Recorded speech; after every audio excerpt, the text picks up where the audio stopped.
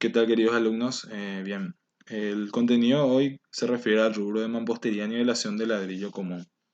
Como hemos visto en el material teórico, la mampostería de ladrillo común está hecha a partir de, en este caso, ladrillos cerámicos que están fabricados a partir de arcilla en mezcla con otros materiales y que se procede a o sea, se le somete a un proceso de cocción de tal manera que obtenga una cierta resistencia, ¿verdad? Generalmente los ladrillos tienen dimensiones aproximadas de 12 a 11 centímetros, 25 centímetros de largo y un espesor que va más o menos entre los 4 centímetros y medio hasta los 5 centímetros y medio. Esa es la dimensión comercial que se suele tener para estos elementos estructurales. El otro elemento que nosotros tenemos es la arena lavada, que es una arena que se obtiene por extracción del lecho de los ríos, por ende, después de muchos procesos de formación, de lavado a través del arrastre de los ríos, es que este tipo de suelo queda dentro, en el fondo del lecho, y de ahí se extrae. Se le dice lavado justamente porque tiene una finura característica, tiene los granos muy parecidos y no tiene plasticidad, o sea, todos los agregados, la materia orgánica, como la plasticidad o las materias arcillosas, son extraídas durante todo ese proceso de lavado que tiene la arena.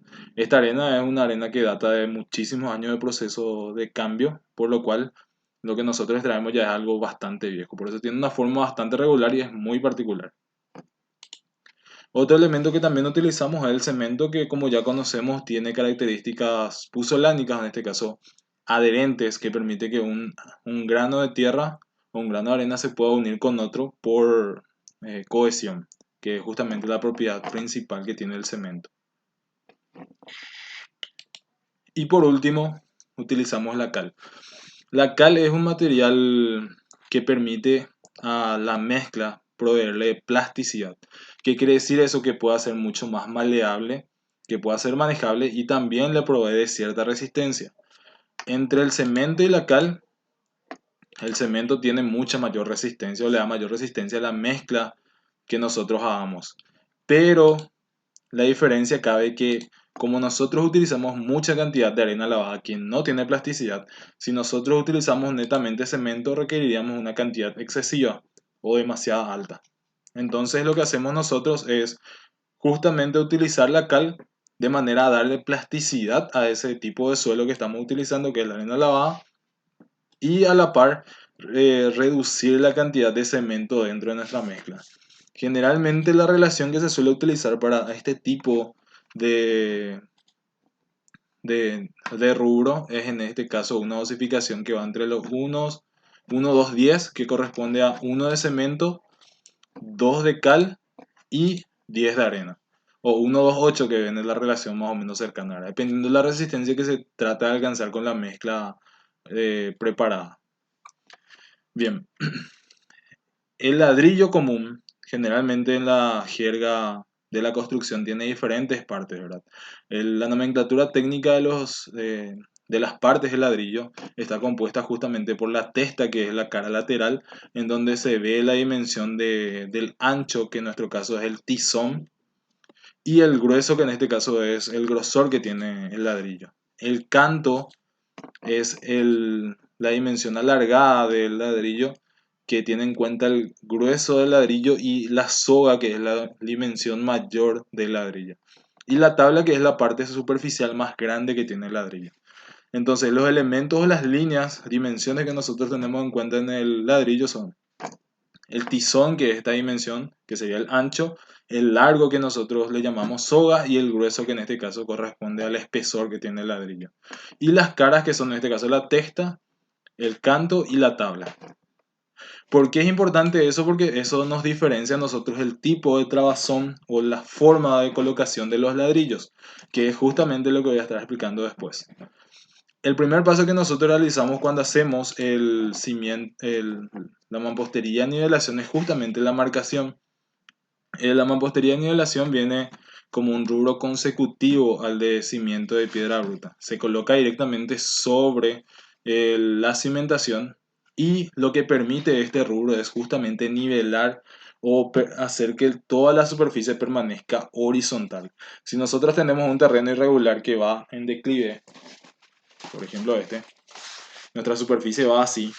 Entonces, la nivelación lo que busca es justamente mantener una horizontalidad de tal manera a que toda la construcción se mantenga con un plano horizontal de base. Entonces, la nivelación es la que permite que esa edificación se mantenga horizontal.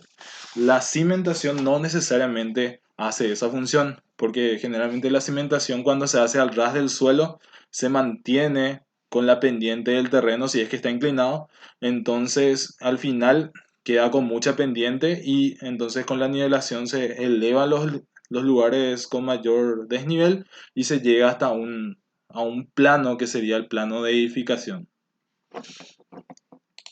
Generalmente lo que se hace es, se alinea con respecto al tipo de nivelación que nosotros tengamos, se extiende un hilo, como marca acá, se extiende un hilo que delimita el borde sobre el cual nosotros vamos a colocar los ladrillos de la nivelación, ¿verdad? Y a partir de ahí colocamos un ladrillo consecutivamente con otro. Generalmente se le denomina este rubro como mampostería justamente por el hecho de la construcción o los pasos que se tienen en cuenta para el proceso constructivo, que en este caso es colocar uno a uno las piezas de ladrillo. Entonces los ladrillos son mampuestos, o sea, puestos con la mano, ubicados en posición exacta como para que quede dentro del espacio correspondiente. Entonces, de esa manera es que a los elementos, los muros que utilizan materiales cerámicos se le denominan mampostería, porque son mampuestos o puestos por la mano del obrero directamente. Generalmente se puede tener mamposterías de nivelaciones escalonadas o se pueden tener mamposterías de nivelaciones totalmente horizontales, que depende justamente de la regularidad que nosotros tengamos de la cimentación. En este caso, como ustedes ven, la colocación se hace uno a uno, donde el profesional, en este caso el albañil, va colocando la mezcla, ya sea por el ladrillo, ladrillo bien humedecido, y después colocando y alineando con respecto a un filo, que puede ser en este caso cualquiera de las tres dimensiones que tiene el ladrillo. En el caso de la mampostería de nivelación que nosotros calculamos, se hace con relación al tizón. ¿Por qué?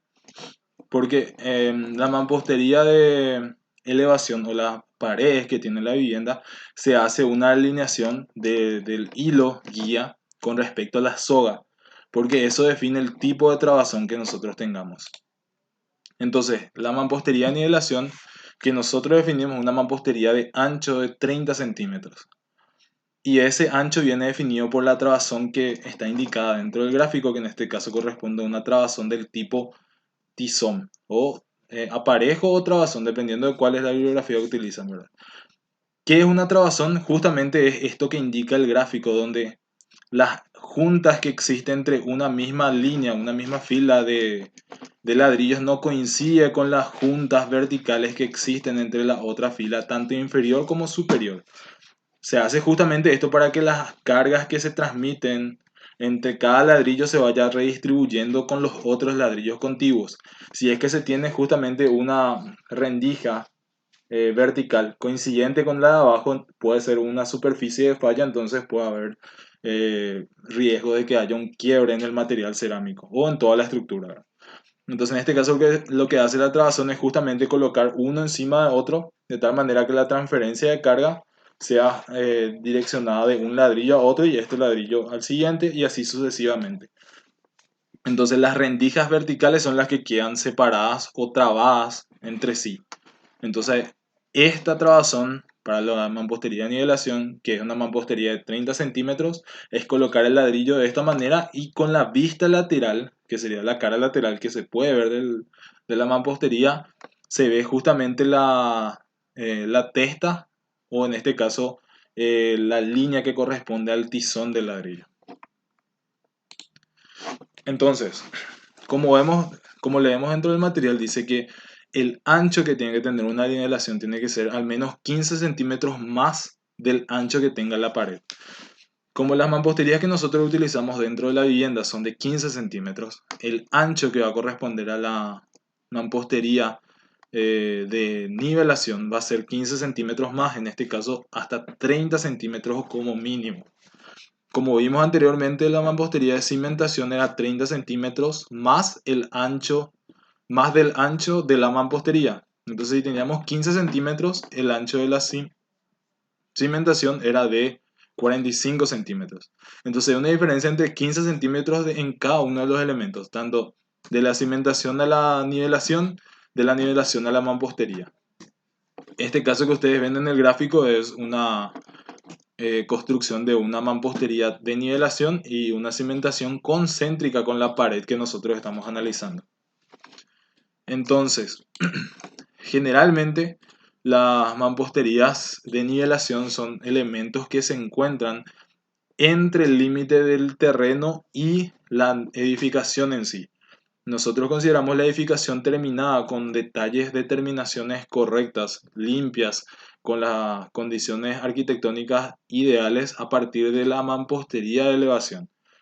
Pero la transición que hay entre la mampostería de elevación y la cimentación, que es la que está realmente en contacto con el suelo, es justamente la mampostería de nivelación, que en este caso es una mampostería que tiene que tener una cierta terminación aceptable para que sea visible, si es que es visible, tenga las condiciones de ser arquitectónicamente correcto, y si no es visible, que tenga las condiciones estructurales de poder soportar toda la estructura.